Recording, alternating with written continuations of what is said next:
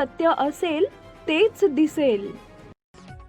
माजी उपमुख्यमंत्री अजित पवार यांच्या निधनानंतर राष्ट्रवादी पक्षात अनेक घडामोडी घडल्यात. अजित पवार यांच्या निधनानंतर राष्ट्रवादीचे राष्ट्रीय कार्याध्यक्ष प्रफुल्ल पटेल आणि राष्ट्रवादीचे प्रदेशाध्यक्ष सुनील तटकरे यांनी निवडणूक आयोगाला लिहिलेल्या एका पत्रामुळे वेगवेगळ्या चर्चांना उधाण आलंय. तटकरे आणि प्रफुल्ल पटेल यांनी राष्ट्रीय अध्यक्षांप्रमाणेच कार्याध्यक्षांनाही अधिकार द्यावेत अशी मागणी या पत्राद्वारे केली होती. दरम्यान अगोदरच राष्ट्रवादी पक्ष हायजॅक केला जातोय असा आरोप शरद पवार यांच्या राष्ट्रवादीच्या नेत्यांकडून केला जात होता. त्यानंतर हे पत्र समोर आल्यानंतर वेगवेगळे दावे केले जात आहेत. असं असतानाच आता अजित पवार यांच्या राष्ट्रवादीचे नेते तथा खासदार पार्थ पवार यांनी या सर्व प्रकरणावर स्पष्टीकरण दिलंय. तटकरे आणि प्रफुल्ल पटेल यांच्या कोणतेही कारण नसताना लक्ष केलं जात आहे असं ते आपल्या ट्विटमध्ये म्हणाले.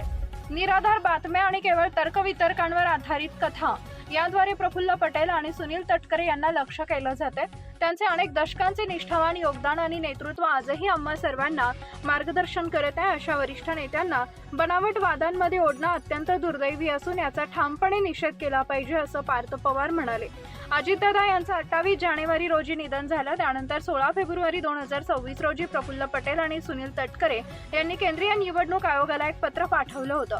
या पत्रात पक्षांच्या कार्याध्यक्षांनाही राष्ट्रीय पक्षाध्यक्षांप्रमाणेच अधिकार द्यावेत अशी मागणी करण्यात आली होती.